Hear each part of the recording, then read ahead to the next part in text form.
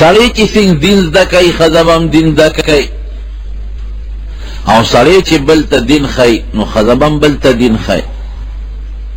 او مونږ چې څنګه د خپلو هلکانو اصلاح کوو د دین او د اخلاقو، دارنګې د خپلو لوڼو او د خپلو خویندو او د خپلو ښځو به هم د دین او د عقیدې اصلاح کوو. دا قانون دی وروڼو.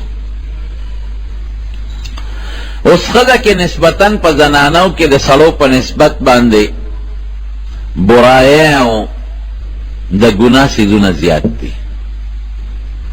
او دا ولې نبی کریم صلی الله علیه وسلم فرمائے وی ما د خپل ځان نه پس د سړو په حق کې ډیره خطرناک او د ضرر چې کومه فتنه پرېښې ده نو هغه ښځې دي. ښځې د سړو په حق کې لویه فتنه ده او لوی ضرر ده. دومره د سړو دپاره د ضرر او د خطرې بله فتنه نشته کومه چې ښځې دي. دا زه نه ویم، دا د دواړو جهانو مبارک سردار وی. یو څو جرایم دي د ښځو، د هغې ذکر هم درته کوم او د هغې د اصلاح طریقې هم درته ښیم. لکه یو لوی نقصان، لوی جرم د ښځو ناشکري ده. په سړو کې د ښځو په نسبت ناشکري کمه ده او په ښځو کې زیاته ده. او د هغې بدله یو دوه مثاله د شریعت په رڼا کې درکم. یو مثال یې دا دی چې حضور پاک مبارک یو ځل وفرمایل وی ما ته الله دوزخ وښو او په دوزخ کې مې په زیات تعداد کې ښځې ولیدې. وی دا صاحب ولې؟ وی بکفرهن دا ناشکره دي. نو صحابه ته تپوس کوي یکفرن الله، دوی دا الله ناشکره دي. نو حضور پاک وفرمایل یکفرن العشیر، دوی د خپل ملګري د خپل خاوند ناشکره دي.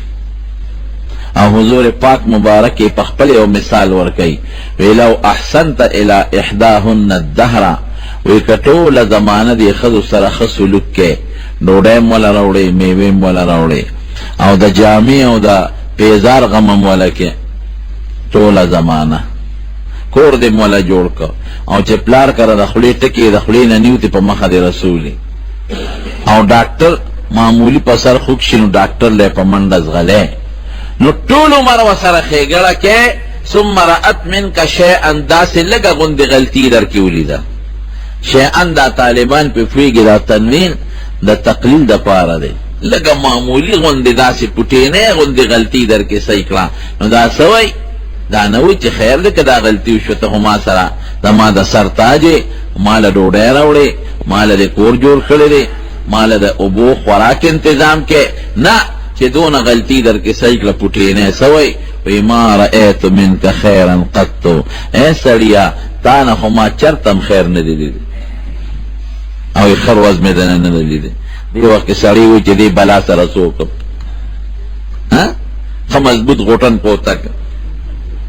داسې ده که نه ده چې دا جامې دې د پلار د کوره راوړي، او دا چې کومه ډکه شو ډوډۍ دې وخوړه دا د کوم ځای نه راغلی، او دا پیزار دې د چا په خپو کړی دی، او دا چې کوم کور کې اوسېږي دا د چا دی، او دا میوې چې خوري دا د کوم ځای نه دي. خو نه ګورې وروڼو وال د ښځو منه دي، ښه داسې ما خوشطبي د سره وکړه. دا ولې ناشکره دي؟ دا زه نه ویم، د دواړو جهانو سردار وی. یا یو دویم مثال یې موره، حضور پاک یو ځای خر بشیر جان د دې غم خلاص دی، دی لا وی ما له واده وکړه. سړیا دا نو لږ په غم اخته دی چې ته هم واده دې غم نه خو خلاص دي که تا له خوا څپېړه چل هم نه درځي. ناشکري به دی کور ودانې کوي او ورغروالې به په بل به بل به د مرۍ نه رانیولي. ړانده چې یو بل سره اکثر په جګړه نو یو خپل زوی راونیسي او بل هم خپل زوی راونیسي، نظر خو یې نه لګي که دا رده پرمان دی ګور. نو حاصل د خبرې دا دی چې ناشکره دي. دې مثال یې واوره، حضور پاک مبارک فرمایي لا تحقرن جارة لجارتها ولو فرسن شاتن، وی یو گاونډی دی د بلې ګاونډی تحفه او خیرات ته سپک نه ګوري. وی اگر که دا یو گاونډی دی بلې ګاونډی له د چیلې د خپې د هغه نوک غوښه ولې ونه لیږي،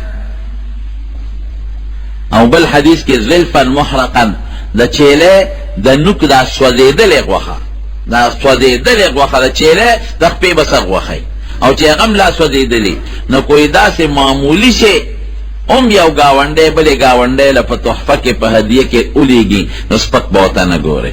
نو علما لیکي وی دا حکم سړو ته نه کوي چې تاسو دا سپک بګڼئ وی ښځو ته وایي، وی معلومیږي دا چې دا د گاونډی د خیرات ته او د ډوډۍ ته او د هدیې ته او د تحفې ته دا سپک دا سړی نه ګوري، دا ورته دا ښځه ګوري.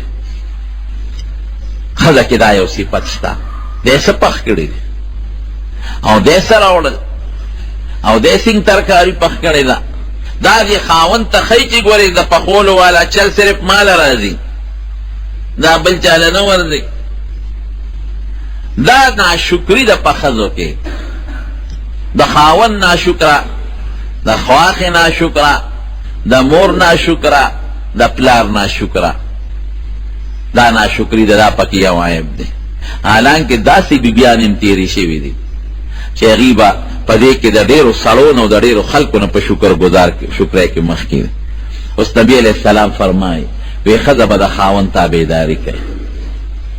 یو حدیث کې راځي وی کما حکم کولی چاته یو انسان ته چې بل انسان ته د سجده وکړي، سجده ما سوا د الله نه بل چاته منل، حکما دا حکم کول یو انسان ته چې د بل انسان سجده دی وکړي، لامرت النساء ان یسجدن لازواجهن، نو ما به دې ښځو ته حکم کړی چې خاوندانو ته سجدې ولګوي. دومره د خاوند حق دی په ښځو. زمونږ په دې پیغمبرانو کې یو ډېر لوی عظیم پیغمبر تیر شوی دی، حضرت ایوب علیه السلام. اختلاف پکې لږ درشته، خو اکثر مورخین مفسرین لیکي چې دا لوط علیه السلام، دا ایوب علیه السلام د ابراهیم علیه السلام نوسی و، کړوسی چې ورته وایي، د نوسی زوی و د پلار د طرف نه، او د مور د طرف نه د مور د حضرت لوط علیه السلام لور وه، او حضرت لوط علیه السلام د ابراهیم علیه السلام روارو. نو د ابراهیم علیه السلام د مور د ابراهیم علیه السلام د رواره لور شوه. نو نسب بهترین نسب دی او ډیر زیات عبادت گزارو، هر پیغمبر عبادت گزار، او ایوب علیہ السلام بیا ډیر زیات عبادت گزار دی. قرآن شریف کې اللہ تعالی صفت کوي انا وجدناه صابرا نعم العبد انه اواب. الله وی یره چې الله د چا صفتو کې نو هغه د صفت قابل. انا وجدناه صابرا، یو پکې صبر ډیر زیات. او بل الله وی نعم العبد، ډیر خساړی، ډیر خبندو، ډیر خبندو. نو چې الله وی ډیر خبندو، او دا نه وی چې نعم المرء ډیر خساړی، نعم العبد بندگی پکې و، ډیر خبندو. او انه اواب، هر وخت به الله ته راجع. اواب هغه چاته وی چې په هر مال کې او په بدن کې او په هر سیس کې الله ته راجع وي او الله ته رجوع کوي. مالدارم ډیر زیات، دومره مالدارو چې بعض علماء لیکلي دي، د عبدالماجد دریابادي رحمت الله علیه په خپل تفسیر ماجدي کې لیکلي دي، وی د دومره ځمکه وه سی د غر په علاقه کې و، سی هغه سمه کې وه. نو چې کومه اواره علاقه کې ځمکه وه، نو اوس خو خلک د جیربونو حساب کوي چې دومره جیربه او دومره ایکړه ده. هغه زمانه کې خو جیربونه او ایکړه نو د قلبوخه، او پخوا به د مشران هم دلته هم د قلبو خبره کوله. نو یې دومره ځمکه یې وه چې 1500 قلبې پکې کار کوي. د 1500 قلبو ځمکه وه او 1500 قلبې دي، 1500 خر دي خره د کار لپاره، او 3000 اوښانو او 2000 ګډې چیلې، دومره مالو ده. او تا اندازه لګوه چې د هرې قلبې سره ځان له یو زمیندار، دارنګې د خرو سره ځان له مزدوران چې کار پې کوي، دارنګې د ګډو چیلو سره اونکو ځان له خلک، او لوی محل یې لوی، او دومره سخي چې چاته به د کم څیز ضرورت راته تر دې حده پورې چې میلمه هر وخت به دسترخوان، دا خو چونکې د ابراهیم علیه السلام په اولاد کې راځي، او د ابراهیم علیه السلام مهمان نوازي دا تاریخي خبره ده. هر وخت به دنیا ورته میلمانه ناستو او چاله ډوډۍ او چاله جامې او چاله نغدې پیسې ورکوم. نو دون عبادت گزار دی چې بره په اسمانونو کې فرشتې صفتونه کوي. نو ما درته دا 2 جمعې تیره جمعه د شیطان خبره کړې وه. شیطان خو د نیک سړي دشمني، او بیا چې څوک د چا د عبادت صفت کې شیطان یې چېرته برداشت کولی شي. نو شیطان رب العالمین ته رجوع کړه، یا الله ستا دا بنده ایوب عبادت کوي، دا ځکه کوي چې مال دې ورکړی دی او بچي دې ورکړي دي، دی بېغمه دی. که دی غریب وي او د مال نه وي یا لږ مال یې هلاک شو دی بیا ستا عبادت وکړي، دا خو خدای ستا پې مهربانۍ دی. شیطان ګورې ما درته مخکې ویلو چې دی د خدای په مقابله کې لګیا دی، د الله مقابله کې. نو الله درته وایي ځه د ده د مال او د دولت اختیار مې تاله درکړه. نو زما په دې واقع کې یو بوټی غرض دی، هغه غرض درته د دې واقع نه بیانو. وی در دې اختیار مې تاله درکړه، دې خوشحاله شو. رونو ګورې زمونږ ستاسو الله د فرشتو په ذریعه حفاظت کوي. یرسل علیکم حفظة، قرآن شریف کې الله فرمایي یعنی چې الله د فرشتو په ذریعه حفاظت ته مسلمان نه کولی، دا نیکان به د شیطان یو ورځ هم نه وي پرېښي چې ګمراه کوي او خرابوي، خو وجلې به یې وکړي. مونږ یې نین او مونږ اینی، نو په مرۍ به یې د لږ ګوته ایښودې وه او سا به یې د نه په یو ساعت کې ایستلې، لیکن دا د فرشتو په ذریعه الله عبادت کوي. او هم دې د مال حفاظت کوي، هم دې د بچو حفاظت کوي. نو الله وی دا د مال او د دولت اختیار مې تاله درکړه چې څه دې خوښوي ورسره کوه. دی راغی دا خپل بچي را جمع کړل، چې را جمع کړل چې څومره یې غله وه، وی د ایوب علیه السلام دا ټوله غله به سوځو، اور یې ورته ورته او درمندونه او غلې هر څه یې وله مکمل وسوځول. او بیا د هغه مشر د ځمکو چې کوم مشر ناظر دی د هغه په شکل راغی او جامې یې شلولې او جړه یې جوړه کړې و، راغی ایوب علیه السلام ته ودرېد. وی ځکه نه ته کوه د خپل خدای عبادت دی او هغه خدای در پسې راغشتې د راشه چې څومره غله دی او غنم او هغه نور څیزونه ټول یې درته وسوځو. د نیک سړي کار څه دی؟ اذا اصابهم مصیبة ان قالوا انا لله وإنا إليه راجعون، وإنا لله وإنا إليه راجعون. وی زخشوا وی عبادت توزگار شم د دې به مې سوچونو غمونه کوم. بس دې خو پوه شو چې دا کار خو نه شو. بچی راغونډ کړل، وی دا ګډه چیلې ولا غرقو ای ولا غرق کړل. بیا راغی او مغسې وکړه، د وی د خشوې چې غرقې شوې، د خدای عبادت توزگار شم. بیا ولو خان هلاک کړل، بیا غلامان وینځې ولا هلاک کړل. خو ایوب علیه السلام یو رب د سترګې د الله نه غافل لکه. اخره کې د الله ته وی خدای په بچو مطمئن دی، بچی دی، سبا به د دې نه زیاته غله درغونه کي، اولاد یې شته بچي شته، وی دغه اختیار مې هم دله درکړه. بچي راغونډ کړل او ټول محل یې د پاسه راوغورځه، بچي وله ټول مړه کړل.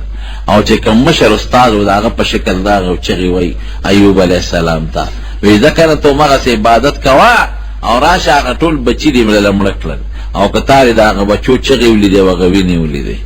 دې څه وایي؟ وی الله را کړي الله واغشتل، زما پکې څه دي؟ دا څه خو د الله دي، الله ورکولم کوي غشتلم کوي، خوند یې ونه کړ. بهر کیف آزمایشونه راځي په دنیا کې په خلق، او ورونو ګورې دا ذهن کې واچوي چې په نیک سړي آزمایش دا ډېر زیات دي. نبی کریم صلی اللہ علیہ وسلم فرمائی اشد الناس بلاء الانبیاء ثم الصالحون ثم الامثل فالامثل. وید زیاد آزمائش پا مخدز مکہ و پیغمبرانو راضی، بیا ورپسې نیکان، بیا چې ورپسې کم نیک دی بیا ورپسې کم نیک دی. دا ولی دا چې کم نیکان دی او گناه نشته نو دا مصیبتونه پی ولی راضی، دا ولا خدای پا آخرت کې درجی اوچت ہے. او که کم گناهگار خلق دی راغی نه په خدای گناه راځي. نو باز خلق یې لکه کدا نیک وي دا تکلیف په نه راځي، نه دا تکلیف دا بیماری دا لازم نه ده چې دا په گناهگار راځي، دا په نیکان راځي. او په صالحین تاسو نه ګورئ، دا بزرگان او دا نیکان او صالحان دی اکثر بیمارانی، چاته یو بیماری او چاته بل بیماری. خو فرق بیدی چې کم سړی ګناهګار دی او په دې تکلیف راغی دی به فریادونه کوي او چغې به وایي، او چې کم سړی نیک او صالح دی په دې بیماری او تکلیف راغی دی په کې استقامت کې او صبر وکړي دی فرق دی تر دې حد پورې چې دی غریب باندې داسې ابتلا رااله چې بیمار شو او دا پخوا به زمون په دې وطن کې په دې خلکو ننکې راخته عقل ننکې به وته چیچک چې ته وای دا ټول وجود لري دانونه ډک شو دی حتی خبر اور رسیدلا چې د خپل خپلوانو د ټولو ته نفرت پیدا شو کرکت خلکو شروع کړه دا بیماری به مونته لګي نو خپلوانم ته بیزار شو دوستانم ته بیزار شو گاونډیانم ته بیزار شو واحد یو کس پاتې شو یو بیبي پاتې شو رحمت داغینمو چې هغه د خپل خاوند خدمت کاوه دا مې د تدې پورې وي چې ډېر خدای د خاوند ناشکر دي خو ډېر خدای داسې مشتا چې په تکلیف کې خاوند نه پریدي د خاوند به قدر کوي د خاوند به عزت کوي که خاوند په ظلم او زیاتی کوي دا هغې تپوس په خدای د خاوند نه کوي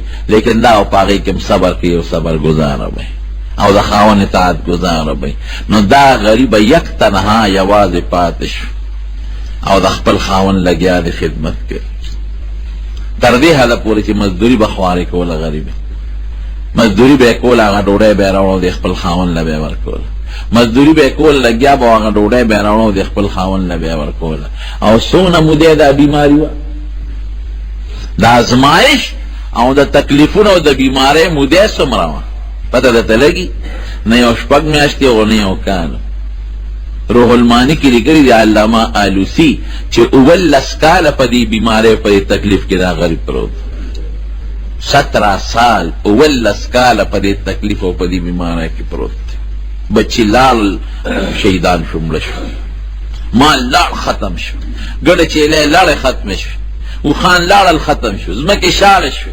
نوکران مړ شو وجود بیمار شو خپل پردي چې څومره ټول پردي شو دوستان ټول پردي شو قبل خدوي د قصبه پرې خو چې خپل کار کاوه څنګه نور رشتہ داران وي دا بیماری به مونږ ته ولګي دی بم ویلو چې بیماری مونږ ته ولګي لیکن نه وی ارس چې بستاوم په دغه بیماری کې خدمت کو لګیا د خدمت کوي چې کله خدمت کوي نو یو ځل دا شیطان راغی چې ودرېږه دی خو ما په اس طریقه د الله د عبادت نه منې نه او مقصې ایوب علیه السلام لګیا دی د رب العالمین عبادت اوړي خو نه د الله د عبادت لاسونه کار نه کوي خپې کار نه کوي بیا هم د الله عبادت کوي جبه لګیا ده او د الله عبادت کوي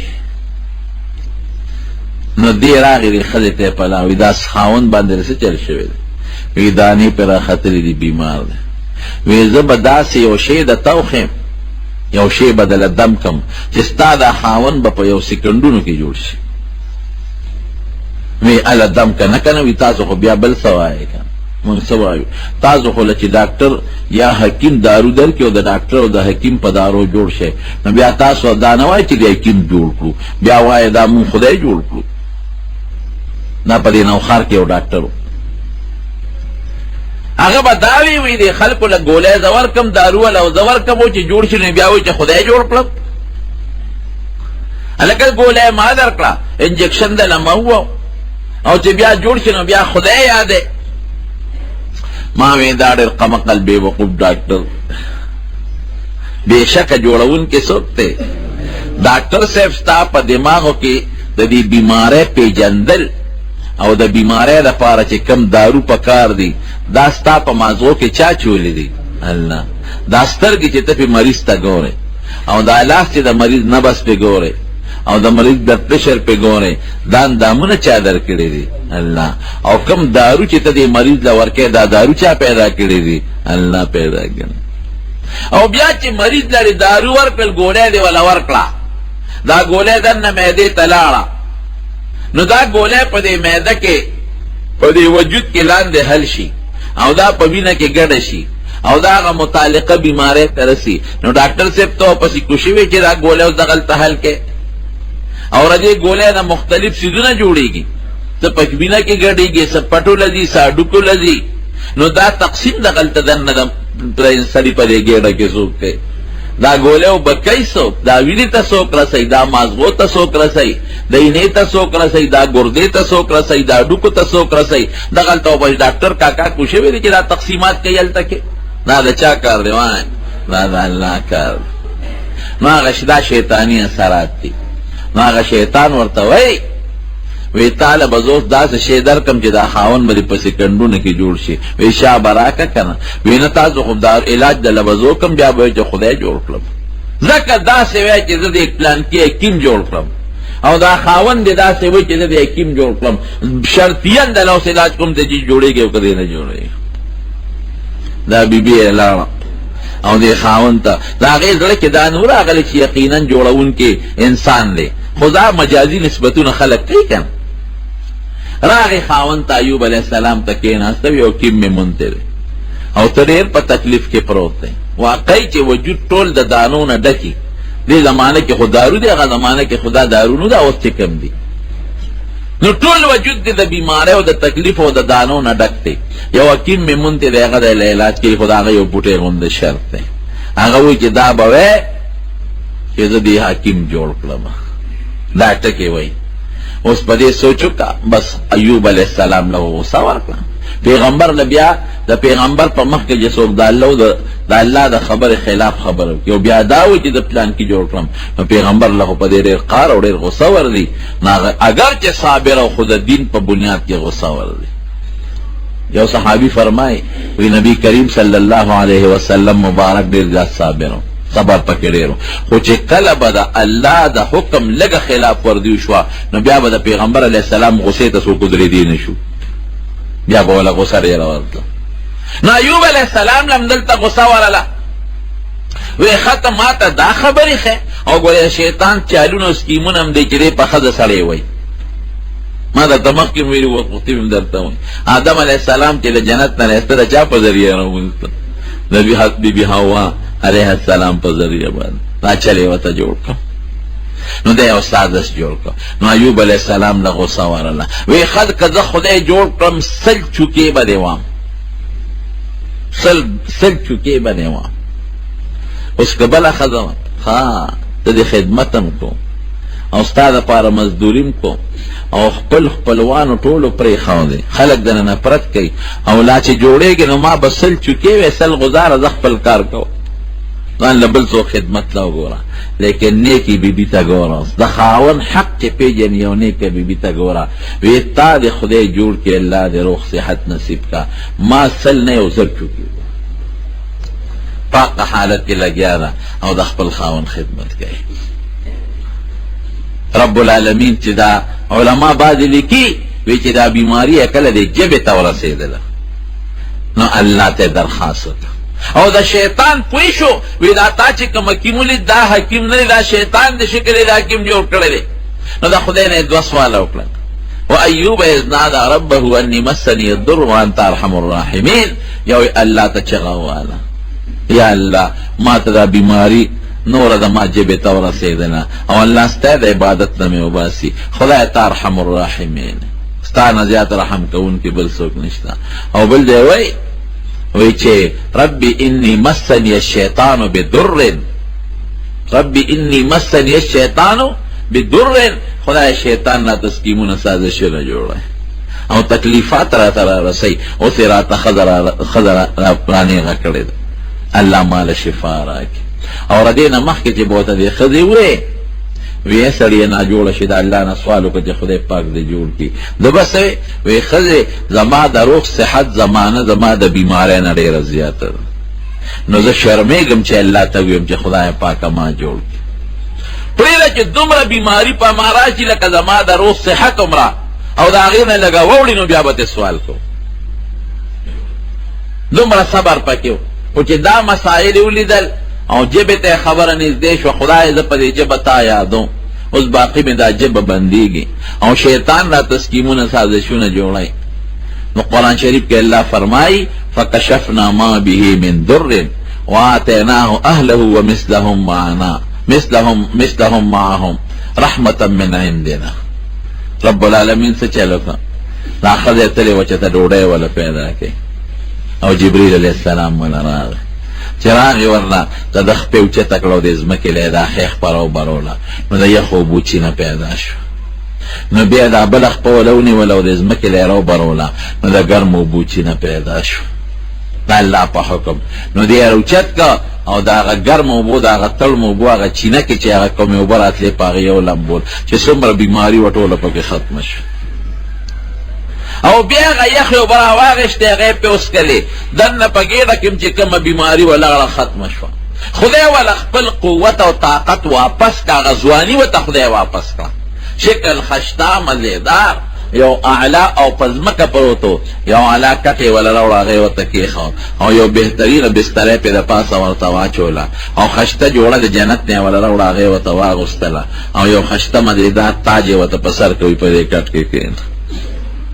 بیبي چې راله رحمت چې هغه ځای له راورسېده ویې کتل نو دا په ژړا شوه. چغې کړې خدای زما یو خاوند و بیمار چې هغه به کومو درندګانو تختولې او کومو مارغانو به یې غوښه خوړلې. نو ایوب علیه السلام والا آواز ورکوي ای ښځې ولې چغې وې؟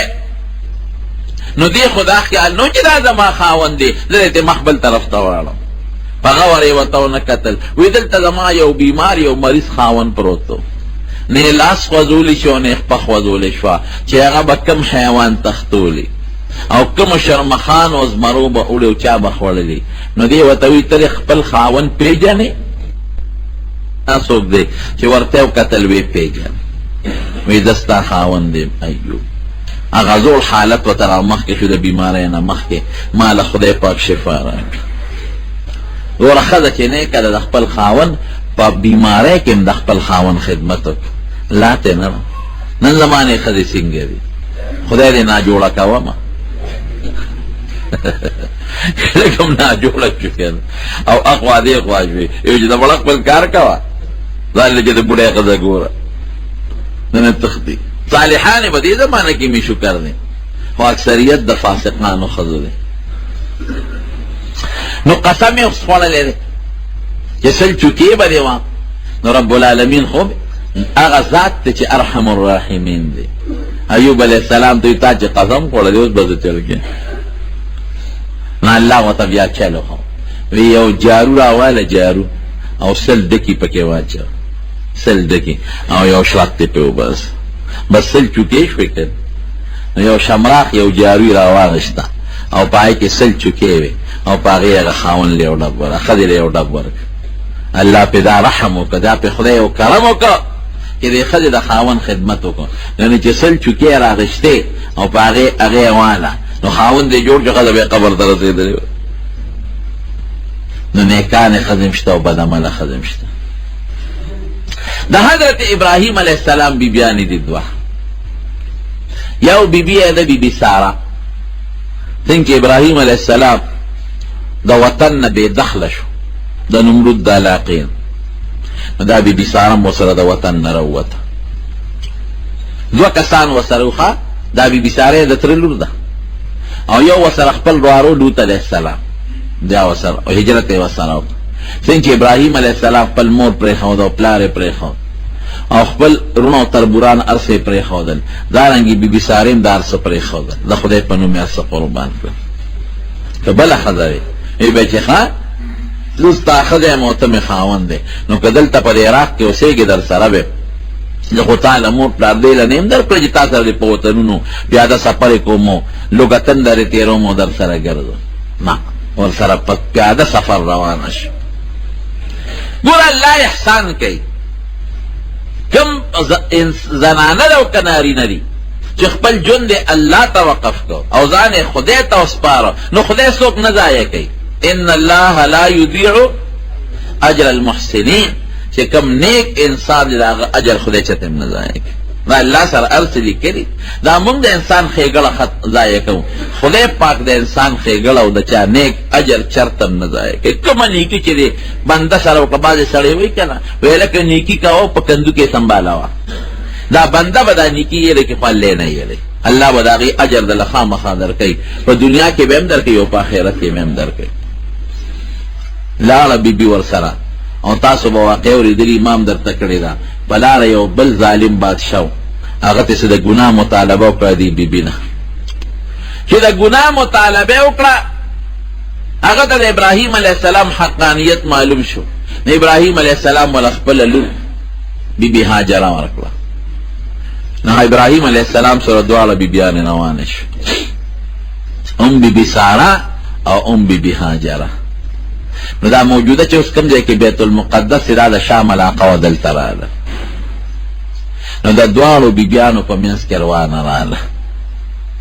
دوه بنې یو ځای ژوند تېرول دا آسان کار نه دی، دا ډېر ګران کار. یو جنت هغه ځای دی چې سړي سره پکې زیاتې بنې ژوند تېرولی شي. هم چې مونږ چېته دا ذکر راشي پکې چې جنت کې به سړي سره دوه یا ښځې به دا طالبان مونږ له چټ راکوي، مونږ دوه نشو سنبالولی، دا دوه یا به څوک سنبالي. جنت کې ښځې سنبالول څه اسانه خبره خو نه ده. د قلبې خوان به سنبال کړي خو ښځې نه شي سنبالولی. نو بیا نبی کریم صلی الله علیه وسلم فرمایي وینا د آخرت د جنتیانو زړونه به که قلب رجل واحد د یو سړي دله په شانتې وي، لکه د یو سړي په کې اختلاف نه، دارنګې د دې په منځ کې لا تباغض ولا حسد، نه به یو بل سره بغضي، نه به یو بل سره حسدي، او نه به یو بل سره دشمني وي. خدا د جنت خاصیت دی، د دنیا نه دی. ګور دنیا کې دا جګړه شته، د زوی او د پلار په منځ کې راځي، د ښځې او د خاوند په منځ کې راځي، د مور او د لور په منځ کې راځي، د دوه ورونو او دوه خویندو په منځ کې راځي، د بنو خو خامخا راځي. جګړه جوړه شوه. بیبي سارې قسم وخوړه ابراهیم علیه السلام ته، وی یا به دا ما سره یو ځای اوسې او یا به دا لرې که او یا ما لرې. او د بیبي هاجرې له خدای زویم ورکړی اسماعیل علیه السلام. نو د دې پرله کې نورم داسې لږ بغض پیدا شو ورسره چې زه زړه ښځه یم د ده او زما زوی نشته او د زوی شته. دا څه وشو؟ د دې بیبي زوی شته. نو قسم یې وخوړه یا ته ما لرکه او یا دا لرې که. نو ابراهیم علیه السلام چې به کم کار کو، پیغمبر هر کار د الله په مشوره کوي. نو رب العالمین سره مشوره وکړه. الله وی داسې وکړه چې دا کشره بیبي د هاجره او د دې دا زوی اسماعیل دا دواړه راواله او زه درته لاره ښیم یو طرف ته یې بوځه. نو دا کشره بیبي او دا بچی اسماعیل علیه السلام دواړه را روان کړل او موجوده چې کوم ځای کې بیت الله دی، د دې بیت الله خواله یې راوسته. او دلته یو غټه اونه وه، اسم نو شاړه ځمکه غټه اونه وه، نو اوبه وې او نه نهر او نه کوي. د هغه اونې لاندې د خپله بیبي کشره بیبي هاجره او د هغې هغه ماشوم بچی کېنول. لږې غوندې اوبه یې ورسره په بتکي کې هغې ورته کېښودی او لږ غوندې ورسره څه ساتوان متوان کجورې څه سامانو په یو رکوټې تیلې کې هغې ورته پرېښودل ابراهیم علیه السلام ته. ګوره د ښځې تابعدارۍ ته چې د ابراهیم علیه السلام ته روان شو، دا بیبي هاجره ورپسې شوه. نو ابراهیم علیه السلام هم ګورې صابر او ډېر زیات صبر و پکې. ان ابراهیم لحلیم لأواه حلیم. قرآن شریف کې الله فرمایي اواه هغه چاته وي چې هر وخت خدای ته جاړي او آه کوي. او حلیم معنا صابره. حلیم هوښیار ته مو یو صابره ته مو وي، هوښیاره مو صابره مو. نو چې دې ته روان شو علما لیکي دا اوس چې کوم خوا د باب مروه د علاقه د باب مروه باندې مخامخ دی. پخوا به ورته چپر بازار اوسې روان کړی دی، د معلات طرف ته کوم چې د مکې مکرمې قبرستان دې طرف ته روان شو. دا بیبي ورپسې ده او ورته وایي ته چېرته دی او مونږ د چا ته پرېښود. نو دې خو ورته غږ نه شي کولی. که ورته مخ راړئ نو کشره بیبي ده، ځوانه پیغله او ماشوم بچی دی، نو جړا وله ورځي نو غږ نه کوي. نو دا بیبي یو هوښیاره وه، د دې لمن نه یې کلک راونیوه، وی چېرته هم پرېږدې غږ نه کوي. اخره کې دا بیبي ورته وایي الله امرکه، وی تا ته خدای ویلی دی؟ هغې ته خو پته وه چې د ما دا خاوند بغیر د الله د حکم نه بل ټک نه کوي. نو ابراهیم علیه السلام ورته سر داسې وښوده، مخ یې ورته روانه نه. نو بیبي فورا لمن پرېښوده، وی اذن لا یضیعنا، وی خدای به مونږ نه ضایع کوي. ګوره یقین د بیبي یې څومره مضبوط او پخته دی، مونږ به خدای نه ضایع کوي. زه په مخه دی ښه. ابراهیم علیه السلام نو چې روان شو یو غر ته وخت. ګورې دا ډېر ګران کار دی، دا داسې ازمایښتونه یم خدای سره قسم دی. مونږ معمولي ټوک را باندې راشي څومره فریادونه کوو. یا معمولی غوندې څه تکلیف را باندې راشي موږ څومره چغې وباسو. واقعي موږ نه یو د ټینګې، موږ هغه وجود او هغه استقامت نه لرو کوم استقامت چې د پیغمبرانو د هغې د بیبیانو د هغې د بچو موږ هغه نشته. یو غر ته وخته ابراهیم علیه السلام، نو پروردګار ته مخ واړو او چغې کړې الله ته او څه وایي ربنا انی اسکنت من ذریتی بواد غیر ذی زرع عند بیتک المحرم. الله ورته ویلو چې دلته زما یو کور دی نښه شته دا به په عبادو مخکې نه یې پې کړی.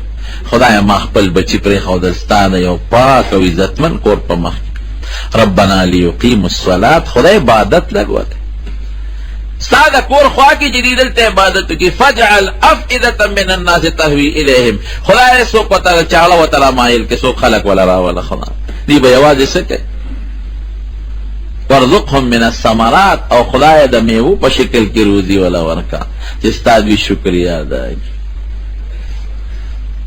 نو ګوره بیبي هلته صبر وکړو، هغې بلې بیبي هملته قرباني ورکړې وه د خپل خاوند سره چې د عراق نه د خپل خاوند سره سفر وکړه او پیاده مزل یې ورسره وکړو، هجرت یې وکړه د عراق او د شام په منځ کې څومره مزل دی.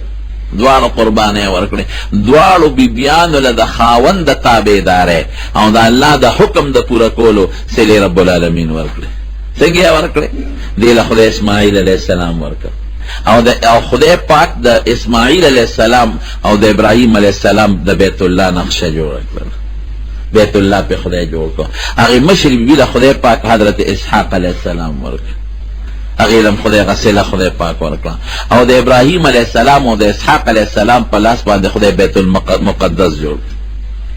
یو زوی ورسره لګیا دی کار کوي بیت الله جوړېږي، هلته بل زوی ورسره لګیا دی کار کوي بیت المقدس جوړېږي. او هغې زوی له د دې زوی په اولاد کې خدای د دواړو جهانو مبارک سردار پیدا کړ د اسماعیل علیه السلام په اولاد کې، او د هغې زوی په اولاد کې خدای څوک پیدا کړل؟ د هغې زوی نه خدای پاک یعقوب علیه السلام پیدا کړ، د یعقوب علیه السلام نه خدای پاک یوسف علیه السلام پیدا کړ، او د هغې نه خدای پاک څومره اولاد کې بلا په سوونو زرګونو پیغمبران پیدا کړل. دا ولې بیبي نیکه ده، صالحه ده، پاک دامنه ده. کومه ښځه چې نیکه وي صالحه وي پاک دامنه بچي به پاک دامن لویږي. یو مثال دله در کوم، د دې نږدې ملک د افغانستان مثال در کوم. یو تاریخ مې کته په افغانستان کې یو بادشاه تیر شوی د امیر عبدالرحمن، ویره د نیکو د هغه نوم امیر دوست محمد نوم و. د دې امیر عبدالرحمن نیکو امیر دوست محمد نوم و. نو هغې امیر دوست محمد لښکر ولېږه د یو علاقې د جنګ لپاره، او خپل زوی شهزاده هغه جرنیل کوله. امیر دوست محمد هغه ولا جرنیل کو فوج یې ورکړي د په پلان کې علاقه باندې دشمن په مونږ حمله کې لاړ شه د هغې مقابله وکړه. وی لښکر یې ورکړه. دا د امیر دوست محمد زوی چې کوم شهزاده دی دی لاړ مقابلې له، چې مقابلې له لاړ اطلاع دا راله د سیډي پولیس والا چې ستا هغه زوی چې دی د امیر دوست محمد ته دا اطلاع راله چې ستا زوی شکست وموند او راوتښتېد، او بلا فوج یې مړه شو او علاقه یې پرېښود د دشمن ته. نو د امیر دوست محمد وی کور ته راغی او دې ناست ډېر پریشانه دی.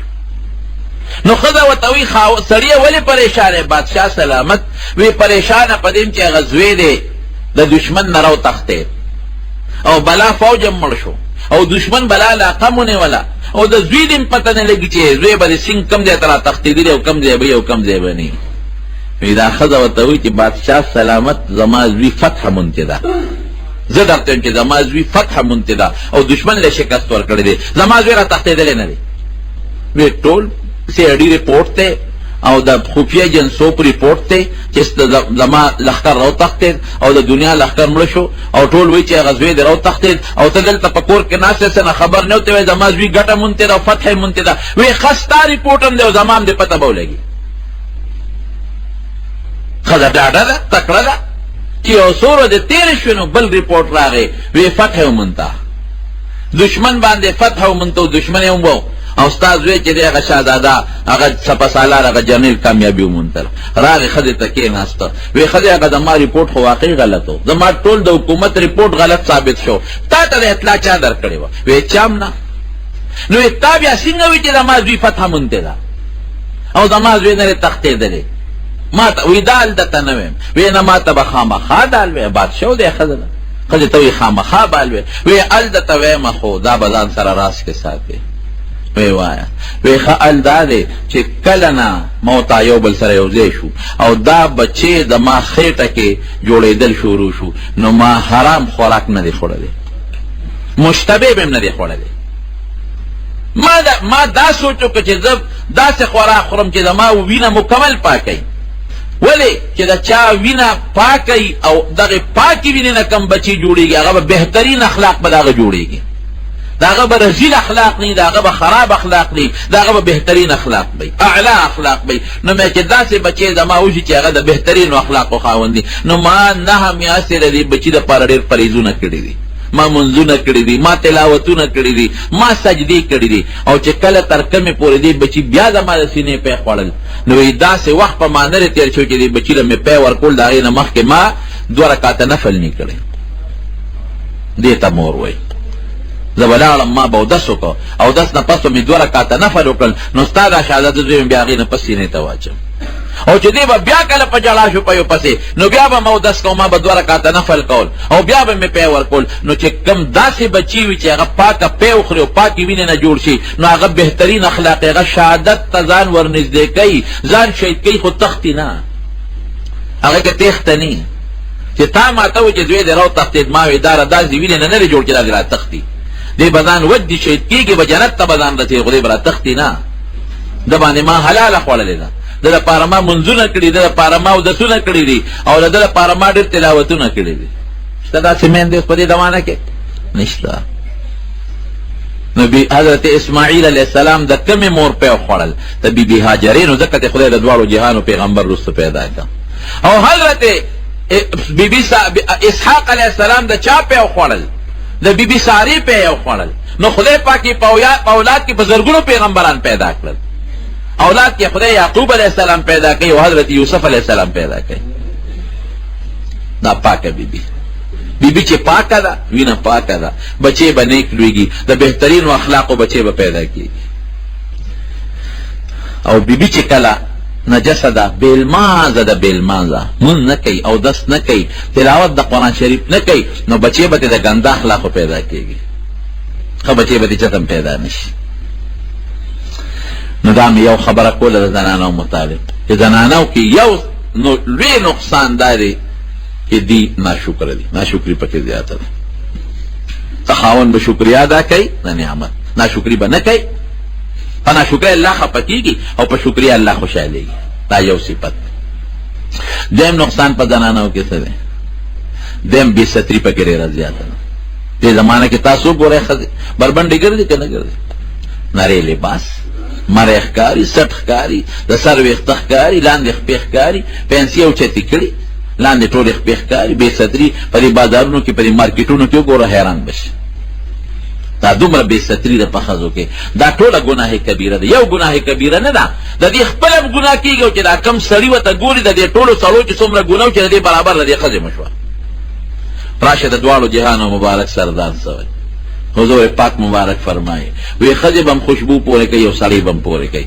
سړی به کومه خوشبویې پورې کوي سړی به هغه خوشبویې پورې کوي ما ظهر ریحه وخفی لونه چې رنګ یې نه ښکاري بوی وي بوی پکې وي رنګ یې نه ښکاري رنګ والا خوشبو به نه پورې کوي په مخ به پوډرې او په مخ به دا څیزونه میزونه نه پورې کوي او د ښځو خوشبویې څه ده ما ظهر لونه وخفی ریحه چې رنګ یې ښکاري خیر په مخ دې رنګ پورې کړي او په تندي دې رنګ پورې کړي او په لاسونو دې پورې کړي خو چې بوی پکې نه ولې ځکه چې دا بوی کوي نو د خلکو هغه توجه ځان ته پیدا کوي او کومه ښځه چې د کور نه بار وځي نبي علیه السلام فرمایي برقه کې به وځي یدنین علیهن من جلابیبهن قرآن شریف کې فرمایي غټ څادر به په سري برقه به په سري هله به د کور نه بار وځي وی ولې ښځه چې د کور نه بار وځي نو شیطان یې خلکو ته راډولی کړي استشر فحشه او خلکو توجه ورته پیدا کی او سړي ورته رامایل کوي نو کمې ښځې چې په داسې حالت کې وځي چې ناري لباس یې چولي کمې ښځې چې په داسې حالت کې وځي چې دا داسې شکل جوړ کړي چې ما ته سړي وګوري د دواړو جهانو سردار فرمایي دا زناکارې ښځې دي وي دا د جهنم خشاک د جهنم خشاک زناکارې ښځې بې ستري پکې ده دی بنایم شو او دریم لوی نقصان یې څه دی د ښځو دین علاوه ناشکري شو او بله بې ستري شوه کوم ته چې بې پردګي وای او بې ستري ورته وای او بل لوی نقصان څه دی هغه دا چې جګړه ماره ده ډېره زیاته غیبتونه ډېر زیات کوي سړي به ټول ناست دي د ښځو صفت دا ښځې ګڼې ښځې ب ناست دي په دې خاده کې او سړي ب ناست دي سړي چې ناست دي یو به لګې خبرې کوي ټولې به ورته غوږې ښو دي د سړو دا صفت دی پنځه سړي د شپږ سړي دي یو به خبرې کوي نور به ورته غوږې ښو دي او ښځې چې لس یو ځای شي هر دوه لګې چغې جوړې کوي ځان له دوه بیارې لګیا دي هغه دورې دوه بیارې لګیا دي هغه نورې دوه بیارې لګیا دي هغه نورې دوه بیارې او څه به وایي څوک به د خواښې غیبت کوي انګور د چا غیبت کوي د خواښې او خواښې چې بلې بوډۍ سره یو ځای شي د چې پیزه یې هغه د انګور غیبت کوي خو ټول انګور ورته لګیا او دا بیخ یو دی بیخ په دا خدمت کنه خو دې ته نه خپلېږي خواښې ته نه خپلېږي هغه د هغې غیبت کوي دا قانون دی بس دا غیبت په ښځو کې لوی مرض دی او غیبت څونه خطرناکه بیماری ده نبی کریم صلی الله علیه وسلم فرمایي د غیبت داسې مثال دی لکه پردی غوښې چې دی خوړی د مسلمان غوښې دی خوړی او غیبت چې دی لکه مسلمان وکړه نو تا خپل ټول قبول شوي ثواب هلته وبخه دومره خطرناک شی دی نو د غیبت والا یو جرم او د غیبت والا ګناه دا په ښځو کې شته نورونو ښځو ته به بهترین اخلاق ښایو ښه ښه خوی به ورته ښه ښه اخلاق به ورته ښه نبوي اخلاقو ښایي دی خپلو ماسخوتن چې تاسو د کېږئ نو د دین کتابونه ډېر زیات دي خصوصا د مولانا شرف علي تانوي رحمت الله علیه یو کتاب دی زما ډېر خوښ دی چې هغې ته بهشتي زیور وایي او د هغې پښتو کې هم ترجمه شوې د جنتي کالې ورته وایي پښتو کې د جنتي کالې وایي دا راوړی ښځو ته کښېنه چې هغه ګوري د ښځو دپاره مکمل دین پکې ځای کړی دی مکمل او که کمې ښځې له پښتو نه وردي اردو نه وردي نو چې به بې ضرورته خبرې کوي نو بیبي ځان ته ماسخوتن کښېنوه او اولېږه دین یو خبره درته کوم دا بهشتي زیور ورته قسطوار شروع دروازې ورته لږ لږ مونځ ورته ښایي ښځو له ګورې مونځ هم نه وردي قرآن شریف تلاوت هم نه وردي په دې لاره چې ځي چې کوم سپین کاڼي اینې چپ چپ چپ چپ چپ کله به خولې له لاس وړي او کله به تندي راوړي یا خدایه دا سپینه ګټه ده نیک بخت دی هلته چې د اونې څانګه وړقي چپ چپ چپ چپ چپ چپ چپ په لاره دي بیت الله شریف تاسو لاس کې راغلي چې کمې تللي دي هر ګوټ ته لاسونه چپ چپ چپ چپ چپ که حجر اسود ته مخامخ شي خو د ټیک ته حجر اسود نه مخامخ خو چې کوم ګوټ ته چپ چپ چپ او که صفا ته خیږي چپ چپ چپ او که مروه ته خیږي او که چې ته په لاره هغه شیطانان چې کوم د دغه پکې ویني که د هغې ته هم چپ چپ چپ ناپوهه دی او شیطان پسې کېړی بله وباسي وی دا شیطان دا د ښځو دا ولې دا دین نه غریبانانې نه دي خبر اخلاقي نه دي زده او دین نه دي خبر او کنزل چې کم کوي زما په خیال چې د پاکستان په ډکشنرۍ کې باغه لغت نه کمې چې دی لور دی تاسې ناشنا لغت راوباسي کنزل مارې پکې بیلې دي نو دا رونو اوس به راشو الله له څه به کوو اوس دې زنانو سره به څه کوو قرآن نه به راشو قرآن څه وایي یا ایها الذین آمنو اے د ایمان خاوندان دا د خدای ډېر د مینې لفظ دی قو انفسکم و اهلیکم نارا ځانم بچ کې د اور نه اور ښځې بچیم د اور نه بچ کې کلکم مسئول نبی علیہ السلام فرمایي کلکم راعن و کلکم مسئول عن رعیته لکه شپونکي له خلکو په پخوا دا ګډه چیلې څاروي ورکړل وایي دا سره وه نو که یو ګډه به ته چېرته شر مخماته کړه تپوس به یې ترې کو دا شر مخدنه ولې دا چې د ما دا ګډه ماته کړه دقه رنګې به تا نه خدای ستا د دې بیبي او د دې خپلو لوڼو او د دې خپلو خویندو تپوس به نه کوي نارن د اور نه ځانم بچ کې د اهل و عیالم بچ کې کم اور وقودها الناس والحجاره د دنیا د اور خشاک خو ګیس دی او د دنیا د اور خشاک خو لرګی دی د هغې خشاک څه شی دی انسانان او کاڼي دي علیها ملائکتون داسې فرشتې پې مقرر دي شداد سخت دله دي غلاظ د خولې نه هم سختي دی او د زړه نه لا یعصون الله ما امرهم ویفعلون ما یؤمرون د خدای نافرماني نه کوي چې رب العالمین ورته څه حکم کوي هغه حکم باندې عمل کوي نو څنګه چې دین مونږ مکلف یو په دین دارنګې زمونږ لوڼه او زمونږ خویندې او زمونږ بیبیان په دین باندې مکلف دي نو نن سبا خدا مونږ د دنیا په تعلیم پسې څومره ګرځو منډې ترډې جوړې کړي دي سکولونه او 100 کالجونه او دې ته نه ګورو. ډېر خلک دي چې خپل لونه په مخلوط تعلیم والا سکولونو کې داخلوي. هلکان او جینکې یو ځای لګي، هغه سکول کې چې هلکان او جینکې یو ځای سبق وي پام کوئ چې دا خپل لونه خویندې هغې کې داخله نه کړي. او په کوم طرف تاسو سر شوي قطعا هغې کې مداخله او دین ورته ولې نه ښایي؟ قرآن ورته وښایي، د قرآن ترجمه ورته وښایي، پیغمبر علیه السلام مبارک حدیث ورته وښایي، د هغې ترجمه ورته وښایي. په خپله به دې زده کېږي، هغې ته به هم ښایي ماسخوتن ورته یو حدیث یا د جینکو مدرسې په هغې کې داخلې کړي یو حدیث د دین مسله مونځ ورته وښایي. قرآن ته لږ تېر کړئ تاسو پته به ورته ولګي چې قرآن صحیح وي او که غلط وي. د فرعون یو وینځه وه او د فرعون د غټو خلکو په دې دربارونو او محلونو کې د هر کار خپل نوکرانی، صفایي دپاره بلي، د ډوډۍ دپاره بلي. دارنګې د فرعون په دربار کې یو وینځه وه چې هغې به خلک وایي دا ګومنځ به یې وه او د فرعون د ښځې او د جینکو په سر کې خو یوازې د ګومنځ خبره نه ده. اوس هم بعضې ښځې داسې وي چې هغې د دې زنانو ډول او سنګار کوي. کما زنانه چې ودیږي بالخصوص د هغې جامې برابرول او د هغې ویښته برابرول د دې خپلې مستقلې کاریګري. نو دا یو مستقله کاریګره وه د فرعون په دربار کې او د فرعون د ښځې او د لور او د محل د ښځو به یې ډول سینګار برابرو.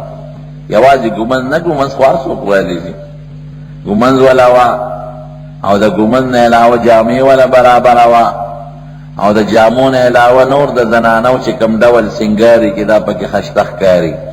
نو دا د هغه زنانو د هغه ډول سینګار ماهره وه. یو ځل د فرعون لور دی سر کې لګیا د ګومنځ وی او ډول سینګار ولا برابرۍ، ګومنځ ته په ځمکه پرېوته. نو اوس هم چې مسلمان وي د هغه په ژبه هر وخت د الله نوم چلېږي. که دې درس وي الله خیر او که د نوک چته ولګي وي یا الله خیر او که ګاډې لږ غوندې مړقېږي نو غیر اختیاري به دې چغه وي الله خیر. ګومنځ دې په ځمکه پرېوته نو دی وي الله یا الله. د فرعون غلور ورته وایي دا څوک د چا نوم د اواز دې چاته وکړ؟ وی دا د ما خدای دې زما الله دې هغه ته مې اواز وکړ. وی زما پلار؟ وی نه ستا پلار نه. وی ښه زما د پلار نه علاوه بل رب هم شته، بل خدای هم شته؟ وی یو هغه ذات چې ستا پلار یې پیدا کړی دی او ته هم پیدا کړی او موږ هم پیدا کړي یو او موږ له ژوند او مرګ راکوي او موږ له عزت او ډوډۍ راکوي. هغه ذات شته. په منډه جینۍ لاړه فرعون ته یې ویل پلار ته بابا زمونږ په کور کې هغه جینۍ هغه چې زمونږ په ډول سینګار مقرره ده ګومنځ یې راله وایي هغه خو ستا نه علاوه بل خدای مني. هغه هم د موسی علیه السلام جادو والې ده. خوري ستا سکي ستا ډوډۍ ستا ده جامه ستا ده او قصې پردی کوي. په فرعون دا خبره بده ولګېده ښه زما نوکر دی، هغه ته به خلکو سجدې کولې چې وزیر به راغی نو بیا ورته سجده وکړه او داسې رزیلو وی انا ربکم الاعلی ستاسو لوی رب زیم، لوی رب زیم لکه رکوټ یم نه لوی رب زیم. نو وی ښه زما د پلار د بل رب؟ وی بلکل بابا زمونږ خدمتګاره زمونږ ډوډۍ چې خورې خو ستا نه علاوه بل رب مني. فرعون غصه شو، شا به حاضره کړي اره یې وسته مخامخ یې ورته ودروله. ګوره نو چې بادشاه مې یو ځان ته خدای هم وایي او ټول سلطنت یې په قابو کې وي او یو وینځی نو وینځه څه کولی شي، هر څه چې ورسره کوي کولی شي. مخامخ یې ودروله وی ستا رب زما نه علاوه بل څوک شته؟ وی یو شته. څوک دی؟ هغه ذات ته چې ته پیدا کړې، تا له ژوند درکړی. ته چا پیدا کړې؟ تا له بادشاهي درکړې ده، دا ورځ او شپه راولي او ما له ژوند راکړی دی. او د موسی جادو دې مو والی دی، دیم د موسی جادو والی ده. داسې سزا به درکړم چې چاله به مې نه ورکړې وي چې څه دې خوښوي. فاقض ما انت قاض، څه چې فیصله کوې کوه، ستا لاس اختیار دی چې څه دې خوښوي کوه. ګوره سمه شه، ما خو سمه یم، ما څه ویلي دا منم. ستا پلار دلته خو لا پیدا نه وي، نو ستا پلار چا پیدا کړی؟ ستا نیکه چا پیدا کړی؟ دا مشران بوډاګان خو تا نه وروسته مخکې پیدا دي، دا چا پیدا کړي دي؟ دا اسمان چا پیدا کړی؟ دا ځمکه چا پیدا کړه؟ دا اونې بوټي چا پیدا کړل؟ او دا سیندونه او دریابونه او غرونه چا پیدا کړي دي؟ هغه رب نه منم او تا ومنم خبیثه. وی داسې سزا به درکړم چې په مخ د ځمکه به مې چالم نه ورکړې. وی رابه کې خو زما رب به داسې سزا درکړي چې په مخ د ځمکه به یې چالم نه ورکړې. شته که نه رب؟ وی ښه داسې وکړې. او وزیران هم ورته وی صاحب سزا ورکول پکار دی، خبره خوره نه شي، ملګري نور پیدا نه شي، ورکوله سزا. نو رای وسته په ځمکه یې سملوله، نو په لاسونو په پښو یې له میخونه ټکوال. دا به سخته سزا، په لاسو پښو له میخونه ټکوال. نو دا څومره ګران کار دی. استقامت دې ته وایي. کمزوري ایمان والا بدل ته خپل ایمان پرېږدي، ابوی د خپل کار به کوي، بیا به سره ګورو. یاره د مخکې به کلمه پرېږدم، وروسته به یې پټه ویم، دا به ورته وایي. اسه وایي نه، همدقه به ویم چې ربي الله، رب زما الله دی، هغه ذات خلق السماوات والارض چې د اسمانونو ځمکې پیدا کړي دي. ته رب نه د دې یو ماشوم بچی و راکوټې ودرېږه، وایي چې ته دې دا رب اوس پرېږدې که نه پرېږدې؟ ورشئ هغه ماشوم بچی والا راوله، راکوټې بچی والا راوست، هغه یې وله په سینه د پاسه سملو، او چې هغې ماشوم د دغې زنانه پیر او دل شروع کړل، نو چاړه یې ورپسې راواغېسته. وی دا به ستا پیره وي او ستا په سینه د پاسه به اوس درته حلال کړو. پرېږدي ایمان که نه پرېږدي؟ دې ته ایمان وایي. ډېر لوی ابتلاعات قسم دې تېر شوي دي. جنت له تلل اسانې خبرې نه دي. د الله رضا حاصلول څه ټوکې ټقالې نه دي. دا د ماشومانو د لوبو کوټګۍ جوړول نه دي. دا ډېر لوی محنت غواړي. او موږ لږه ګرمي راشي هر څه پرېږدو. موږ باندې معمولي غوندې تکلیف بیماري د زوی راشي، او لږ غوندې چې د یو 100 روپۍ رانه روکې شي، نو بیا خدای پسې خبرې کوو. او معمولي غوندې د ملا نه غلطي وشي، د ملا نه، نو دا دین خو د ملا نه دی، ستا دی، نو بیا دین پسې کنځل کوو، جومات پسې هم کنځل کوو، خدای پسې هم بد رد وایو. وایي پلانکې مولوي صاحب پلانکې، هلکه پلانکې مولوي صاحب خو دین نه دی، دین خو ستا هم دی. الله خو د هغه یوازې نه دی، ستا هم دی. رسول خو یوازې د هغه نه دی، ستا هم دی. او دا کتاب خو یوازې د هغه دی، ستا هم دی. دا خو شریک شی دی. په لږه خبره بیا هر څه پرېږدو. زلزله راشي خدای پورې ټوقې کوو، سیلاب راشي خدای پورې ټوقې کوو. د خدای څه کولی شي؟ ماشوم یې راوست، په سینه یې والا سملو، اکوټې بچې.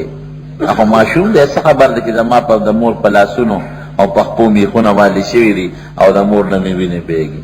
هغه په هغې حالت کې د مور په هغه سینه خوله کېښه او د هغه پیره وي، او دې بدبخته چاړه راواغېسته او په سینه د پاسه یې ولا هغه زوی لري، او په هغې کې برید تاوه. دې ته استقامت وایي. برید تاوی څنګه مې کړه؟ کور ته راغې په نشه کې، غریب یې په میخونو مړه کړه. کور ته راغې، آسیې بیبي ده، هغې ته مټې وایي څنګه چې هغه زما دشمني کوله، مړه مې کړه که نه؟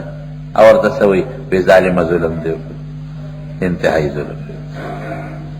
یو ماشوم بچی او یو جینۍ کې ټول عمر ستا خدمت کړی دی، او هغه رښتیا خبره کوي، نو هغه دې مفتو کې مړه کړه، الله لرې کړه.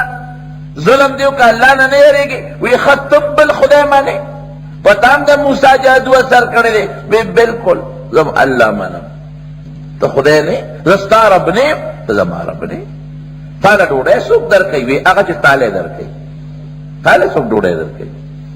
وایي سمه شه ګورې، دا ډېره خشته وه، د فرعون ورسره ډېره زیاته مینه، بل بچی نو، ډېره زیاته زامن یې نو، ډېره زیاته خشته وه، او د فرعون ډېره مینه او پریشانۍ کې پرېوت چې دې سره څوک و.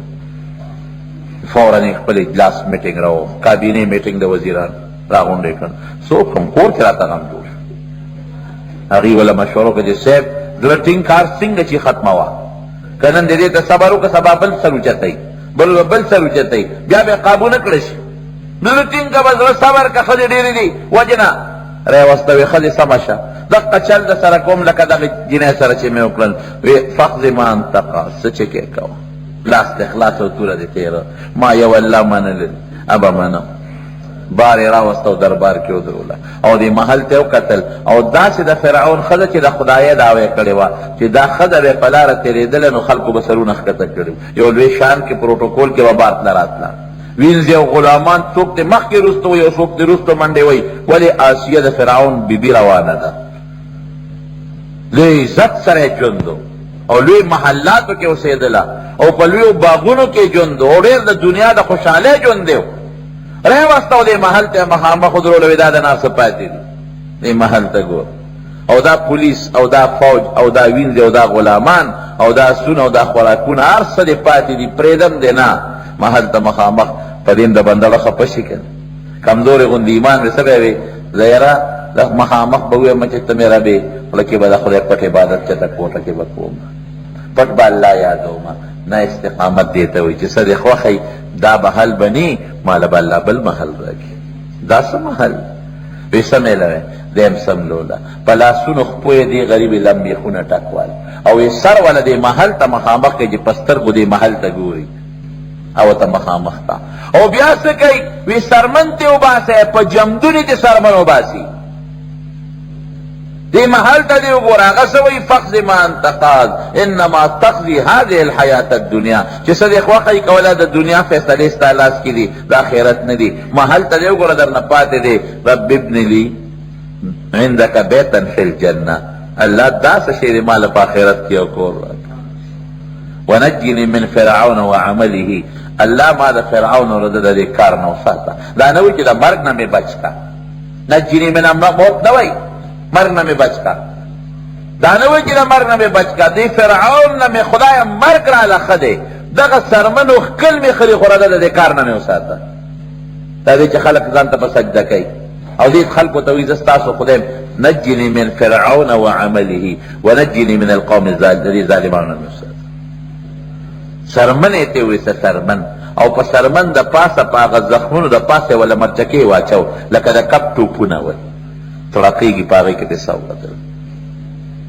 استقامت دیتا ہے نبی کریم صلی اللہ علیہ وسلم فرمائی چې کله معراج ته تلم د شام په ځمکه تېرېدم یو خشته خوشبویي را باندې ولګېده ډېره زیاته ناشنا خوشبویي داسې خوشبو ما چاته نه وه لیدلې عجیبه خوشبویي وه جبریل علیہ السلام نے مې تپوس وکړو جبریله دې وادي کې څه شی دی دا څه بوټی دی که څه شی دی چې دا په ما خوشبو لګېدله داسې خوشبو د مشک و عنبرو یو ناشنا خوشبویي ده څه شی دی وی دا د فرعون د هغې ګومنځې والا وینځې قبر دی د هغه خوشبویي دی ولیدله هغه خوشبو هذا ربانه ولدي إذا استقامت وجهي إن الذين قالوا ربنا الله ثم استقاموا واستقم كما أمرت نبی کریم صلی اللہ علیہ وسلم نچاہتا پوسو کوئی حضرت گیرہ مبارک دی سپینہ شو قد شبت سپین گیرہ شوی داولی وشیبتنی ہود و خواتم پدی کہ راجی واستقم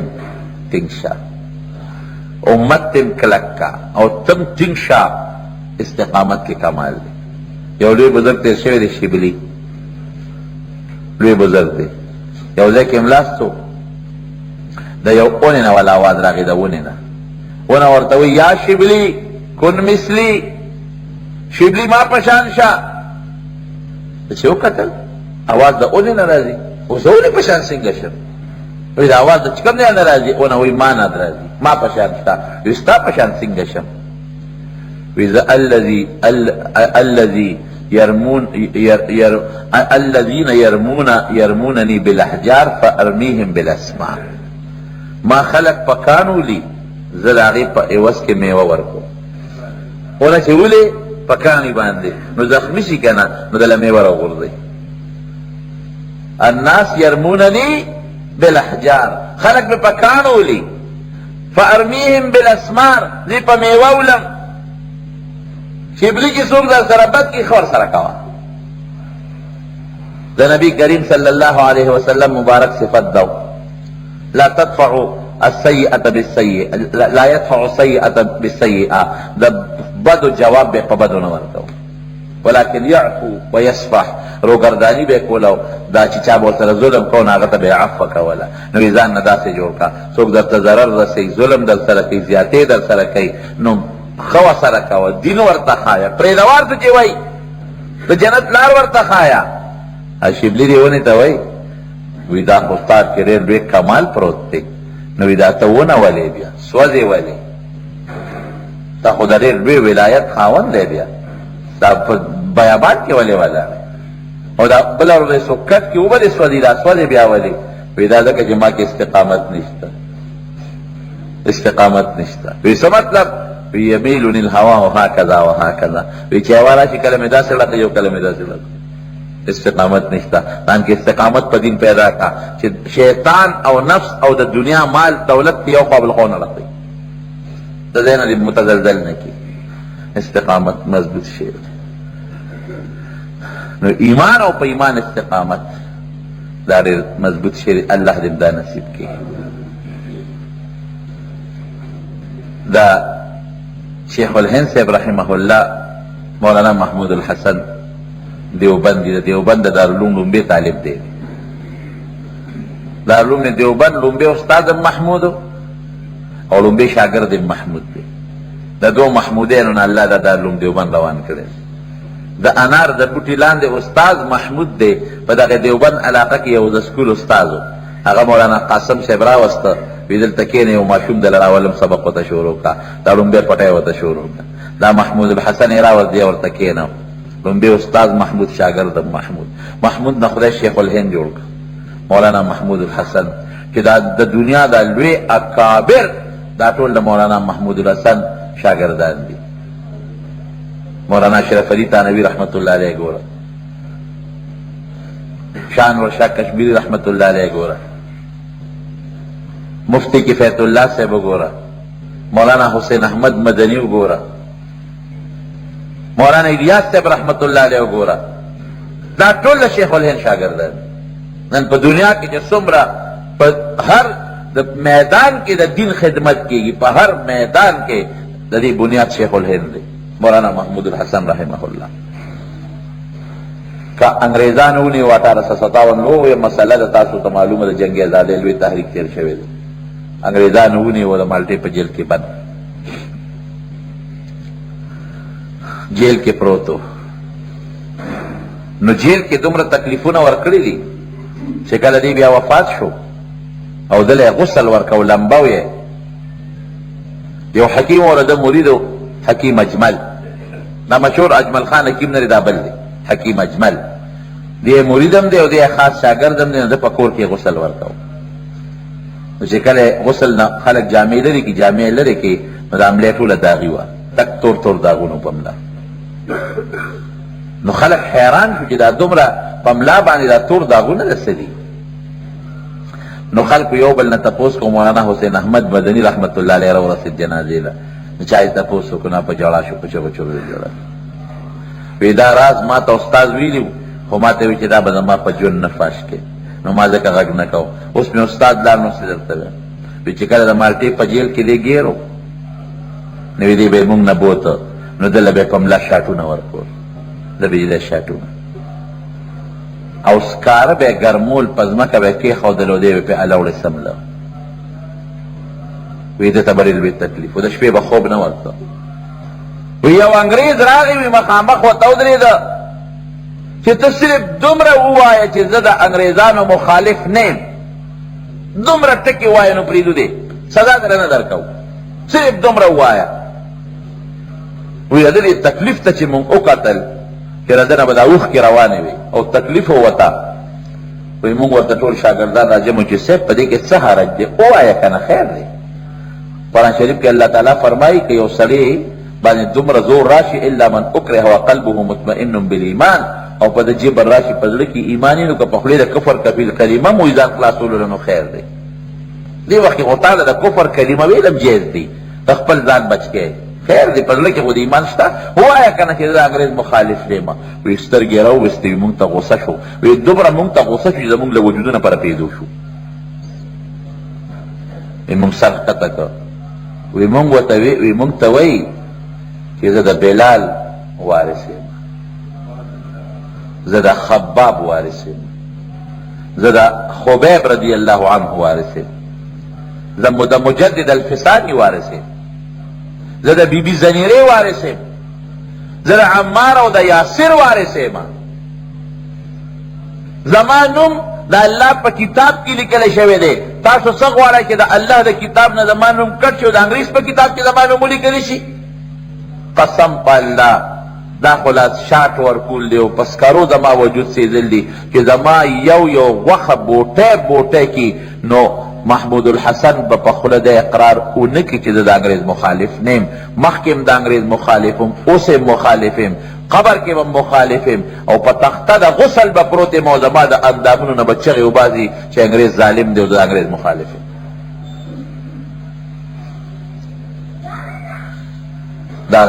دا داغونه هغه وي چې کله د پانسۍ اډر پې وشو، د پانسۍ اډر نو وی دی په جلا شو، جلا دی. وی موږ حیران شو چې صاحب اوسه پورې د ځان په شاټونو ته تړلی و او تکلیفونو ته ځان تړلی دی. دا زمونږ د علماو باندې ګورئ د انګریز هسې نه دی تللی.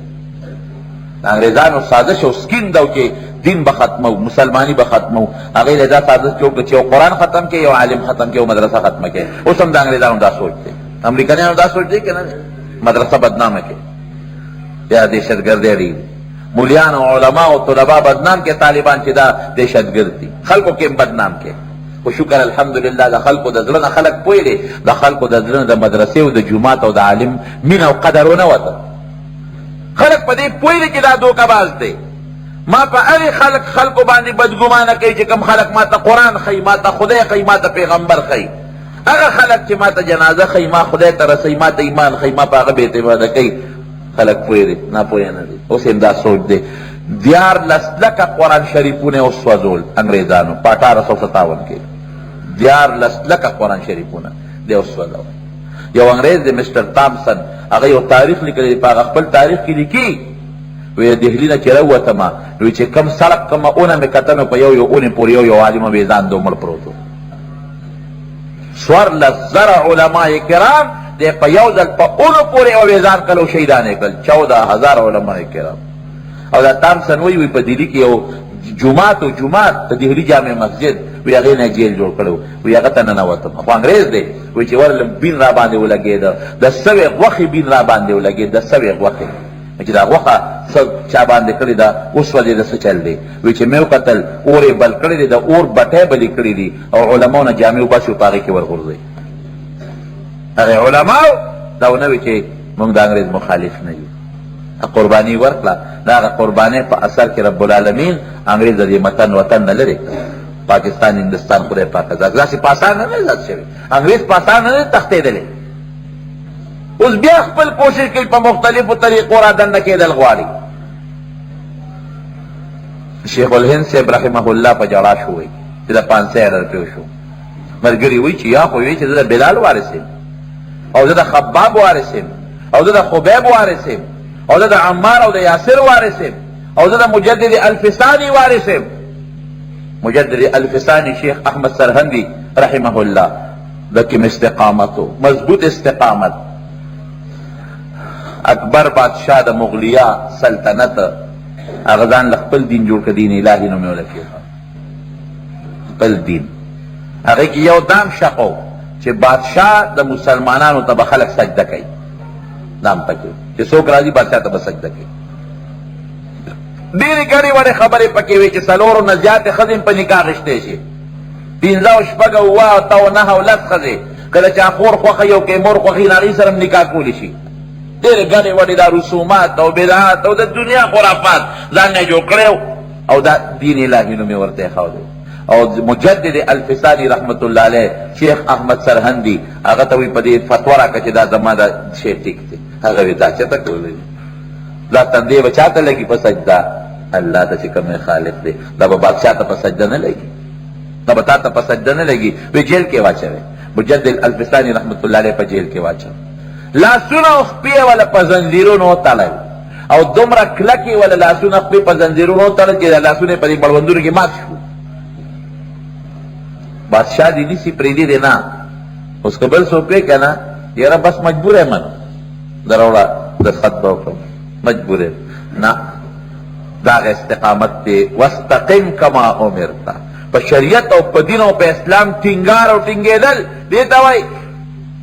دو کالے پا جیل کی پر لپسے کہ دسماتی لبے بوتنوں پات کلو کے بے بوتن کہ ڈوڑے بے خوانوں مت کڑے پلاس کی دی کہ ادھا دنوں میں ات کڑے پلاسو پخپو کی دو کال پا دی تکلیف کی تیر شو زویراغ جنگیر او ظلم دی جنگیر مسئلہ کرو دو کال پس والا پخپو پرے وسیب معافی غوارو وائے سوے منگ معاف کا دم اپلاتا سر ظلم کرے امام در سر ظلم کرے وے تا پریدو وینا زہو پدے نیما وی سو کم حکم کوا وی دا پلارا غا دین دے ختم کوا نوی دین چے کم نبی کریم صلی اللہ علیہ وسلم روڑے دے اقا دین رائج کا دا پلار والا دین اکبر والا دین ختم مجدد الفسانی استقامتو کو دو کالا جیل کی تیر کلل ذکر تا مجدد وائی چے اگر کم خرافات او کم بیدینی اگر تے دین میں لیو دا اگر دا ختم دو اعلان شو نو شیخ الہند صاحب تا شاگردان ہوئی چے وہ سب پورے بدے ہوئی کہ دا مجدد الفسانی وارثین بچے ما دا بلال بچے ما او دا خباب او دا خبیب بچے ما او جارے رب سڑے حیران شی منگ سوکلر او دے خلقو سکری منگ منزن دو جماعت تا منگ غرمہ کے برداشت نشو کولی چے منگا پا یخنے و گرمے کے اللہ تدال نزدیک مالا خدای مال را کڑے دے او مال اسی نیلان دے کڑے دا خدای حق پکے نور کو زبر اسوئی ورکا اوی نا پدے نیم خپا وی جالم پا بلسا پدے جالم چی اسنا وینم امتویشی او سامرا نوزی او اسنا چی دما دا روح دا اللہ پا دربار کے دما دا شہادت قبول نشی پدے جالم قبول نشی شہادت پدے استقامت پدے جالم چی پروردگارا ترزن قدن پورے میں پدی ایمان استقامت نصیب کا پدے جالم اسنا زن قدن نلگو نمخ کیوں نخوئے گا خراب نشم شہادت ہم میں ورکا تکلیف ہم تیر شو اعلانو چی دا قبول نہ دے جہنم تے غرد بیا بس خری جاؤ ان الذین قالوا ربنا اللہ ثم استقاموا لوی بادشاہ ظالم تیر شوے دے جالوت داغا پا مقابلہ کے توالوت او داود علیہ السلام وسلم درے سوا دیار لس کسان دی وسر اور بادشاہ دیر مضبوط جابر بادشاہ دی اور دیر دا طاقت خاون دے یو نہر واغینا پورے وطل بادشاہ دیر پالوان دی دا تالوت ورطوی تالوت دی داب چکم دا کمانڈر ان چیف تے و جرنیل دی دا مسلمانانو دا فوج یا روی ساڑی خوڑے لوی غٹ تے دا سر بسکو پرزو شوی دیر کران دی اگا زمانے کے ٹوپک نو کنا او نہ بمو او دا کانو جنگو دا کوتاکو جنگو او دا تورو جنگو جو سڑی مضبوطی تورم چلولی شی جو سڑی مضبوطی دا کانی غدارم کولی شی لرگیم مضبوط چلولی شی نو تالوت ہوئی چھ سڑی خوڑے پالاوان نیر غٹ تے دسر بسکو سنگ بیرا پرزو اگا پر ازلکی لک تزلزل ڈاگئی حضرت داود علیہ السلام دسر دی وقت لا دی پیغمبر نہ دی فوج کیو ادنا غند نوجوان دی اوی واقعی دیر غٹ دی شش پتی کا خیر انشاءاللہ خطا نزی کناری ونو شش پتی خطا تا او چه غٹ دی خامخابل لگی یا بے لاس لگی یا بے سر لگی یا بے سینے لگی و خطا کی گی بنا واقعی که نریشی ونو اگا دا غزار نا خطا کی گی او چه غٹ ونو اگا دا غزار نا خطا کی گی اگا استقامت تا گورا بادشاہ کے تزلزل لاغے سڑی و زمونگ دا غزار نا بچی مونگ بر ازمانیس کی دانے آبم کی اور تسوائی وینا دیر غٹ تے شکر دے غزار بتے خطا ندی جنگ چھوڑو جو کچھ غزار رسا پا سر داغا جالوت ور برابر فقتل داود جالوت مردار شو استقامت چی بھی کنا دا بدر پدرے و سو دیار لسو صحابہ کرامو کے استقامت ہو ورسوم رستاخ وقت دی مسلمانانو سر اتتوری دی او کافران ټول مسلح دی مسلمانانو سره دوا سونه دی کافران ټول مسلح دی او مسلمانانو سپلیم نشته غریبانانو پیم نخپی دی جامیم نشته کلیدلی دی او حضور پاک مبارک دی او سپر لاندے عریش سپر تو دی او سپر لاندے ولار دی اللہ تعالیٰ سپورتا کردی اے پروردگار اللہ دا 300 لس میرے استی دی اے خدایا دیر کمزور دی غریبانان اللہ اجزانان اللہ بربند دی اللہ نار دی اللہ ما بنا ذلیل کے ما بنا رسوا کے پروردگار دا غریبانہ میں روستی اللہ کے دانن پدی میدان کے مرشو تر قیامت پور استاد نو مغشتو والا بسو پاتی نشی زارے سر لگیا دے رسول اللہ مبارک دعا گانے کا، یا اللہ ما بن ذلیل کے، اللہ ما بن رسوا کے، ما سر دے وعدہ کردے دا. اور دومره تکلیف کې شو علیہ السلام چې د سر نه صادر مبارک لاندې پریوت.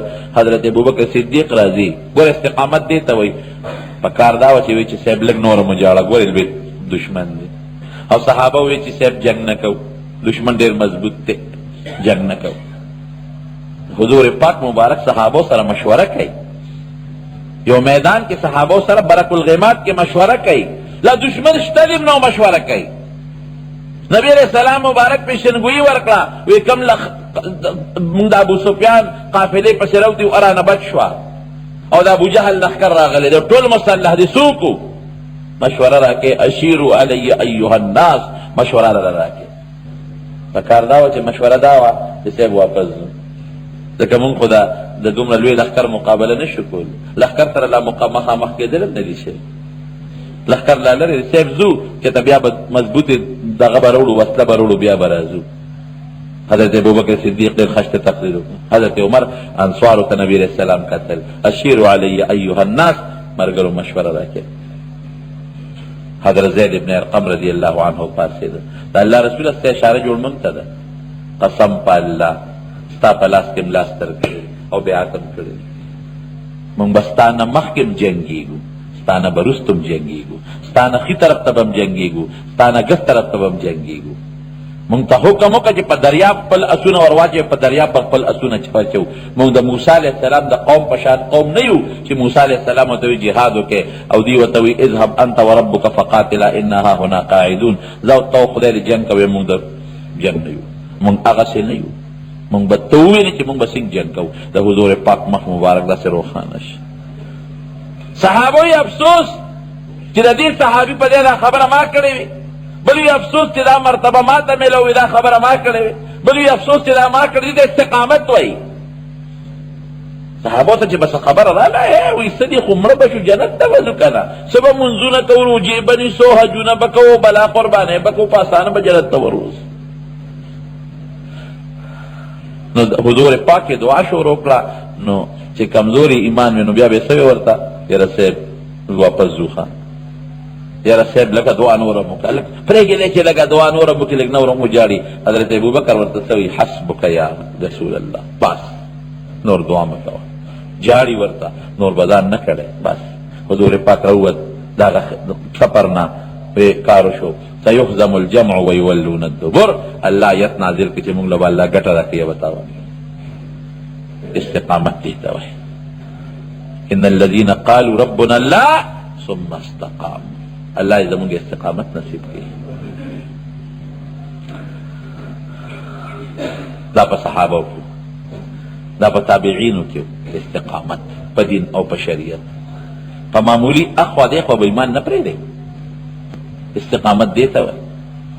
لږ غوندې تکلیف سره د ایمان نه ځان نه وباسي چې زه مړه خپل کار به کوي. استقامت په دین ټینګېدل دا اسانه خبره نه ده، دا ګران کار دی.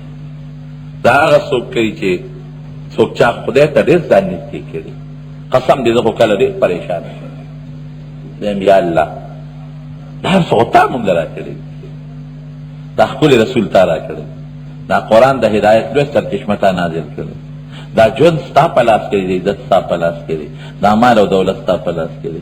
قسم دې چې یو غواړي هر څه کولی شي که نه شي کولی، یو ساعت سره دې ختمولی شي. په جمدې جوړ جاړ به ناست دی، بچو سره گپ شپ به لګې او ډس بالغ ته به ډډه ویې ختم. یو ساعت سره دا پکې اوس نشته. هغه مرګونه لاړل چې هغه پخوا به څوک میاشت او 2 میاشتې به په هسپتال کې پراته وو، وارثان به ورته لنګې ته ناست وو، چا به له خپې مګر چا به له لاس مګر، او وی به دوا وله وکړي چې خدای پاک پرې رحم وکړي. اوس خبره د ټس وغړپ ده، ایټمي زمانه شو، د میزایل دور شو، د بټنو زمانه شو، په بټنو خلک پټس کړو سسبري، خبره ختمه ده. ځان مرګ له تیار وساتئ. د خدای قهر په دې سر د پاسه او د خدای رحم دوه څیزونه یې دلته اوېزان وګڼئ چې یا به دغه قهر زما په دې سر راځي، یا به دغه رحم زما په سر راځي. ځان د خدای نه باغیان مه جوړوئ، د الله نه باغیان مه جوړوئ. ځان دا یقین وساتئ چې زما ژوند د الله په لاس کې دی، زما مرګ د الله په لاس کې دی، زما بچي د الله په لاس کې دي، زما عزت د الله په لاس کې دی، زما د دنیا ټولې خزانې د چا لاس کې دي؟ د الله په لاس کې دي. زما حرکات، سکنات، اوړېدل، ګرځېدل دا ټول الله سره دي. او دام یقین ساته چې الله په موږ ډېر مهربان ذات دی. الله عزت چې موقع د قهر او د غضب راشي نو قهر رستو کوم، غضب رستو کوم، چې د رحم او د غضب راشي نو رحم مخکې کوم. منسوخ لله ټول ازمنډي دون ټیک ته دنیا ګټه د حلال او ګټه، بالکل د حلال رزق او ګټه، دغه ګناه نشته. خدا مطلب خو نه چې خدای سره پرې دی کنه. پای سره لکه رزق حلال عبادت ته، نو رزق حلال عبادت ته خو مسخو عبادت ته کنه، روزه عبادت ته، حج عبادت ته، پر دې مال نه ځان ساتل عبادت ته کنه، حرام نه ځان ساتل عبادت ته کنه. دغه تم له سوچو کنه یوازې خدا نه چې است حلال ټول او سار منډي دی او ترړي دی بچی دی لاس دی ټول دی د دنیا پسې وقف کړی دی. نو د خدای دین ته لږ مخکې کنه ټول لګي اخبار ګور رساله ګور نو قرآن شریف کوم راواله د خدای د قرآن یو پاڼه خو مو آیا منډي دی انګلند دی او امریکا دی او برتانیې دی لږ سعودي ته کوم مخکې کنه دی بیت الله مبارک او مدینه شریفه ته دیم لږ مخکې کنه. یارانو او دوستانو سره گپ شپ د سار نه ماخامه پورې منډې تړلې دي. نن هغه غم خادي څه شی دی؟ غم خادي امر دې زبردم او نن درېمه ده او نن هغه خادي ده او نن میلمانه دي او نن دا دي. نو لږ د خدای دې کور سره هم دونه تعلق وساته که نه، کم تعلق چې په ګاونډ کې او په یار دوست کې خلکو سره یارانو سره ساتلی دی نو د هغې یو صله به یې څه خو رب سره وساته. د رب چې کوم خلک خوښ دی هغې سره خو ساتله خو سوچ وکړې وروڼه مونږ په کوم طرف روان یو؟ ژوند مونږ ټول په دې برباد کړ. سار نه ماښامه پورې په کور کې دوه او درې کسه دې ته وقف دي چې مازدیګر تنګینه واله چارسدې او پېښوره پورې غم خالي دی هغې له منډې تړلې دي. سار روان شي ماښام راولې هلته مې دوست هغه له مبارکي ده، هلته د هغه سنت و د هغه مبارکي ده، هلته کې هغه مړ دی د هغه درېیمه ده، نن د هغه څلوېښتمه ده، نن دا دي هغه دي. ټیک ته مسلمان سره خیر ښېګړه او د مسلمان تپوس د عبادت دی. فرض مونځ دې څه کوه؟ هسه شو جمع مونځ څه شو؟ کم خوا لاړه؟ روژه دې کم خوا لاړه؟ بچي ده نه کم طرف ته لاړل؟ جون دغه دی بس صرف فضول جون لا خدای پاتې دی. څومره ذکر دی که څومره دی الله یاد کړه. نن د قرآن څومره تلاوت وکړه ته ته په کار خو یې دغه څیزونه راځي. جنازه کې یا 100 کسه یا 1500 کسانی یا 1500 یا 50,000 کسانی خدای پاتې شو. فرض مونږ نشي جنازه شته ته خدای لکه څه خدای دې کو فرض مونږ دې کړو. جنازه فرض کفایي ده کله کور یو کسل مړ کافی ده او مونږ فرض عین دي مونږ نشي جنازه شته. سوچو کې ورونو لږ فکر وکړئ، خدای ته لږ مخکې الله مه یېروئ قسم ته خدای ته وګورئ.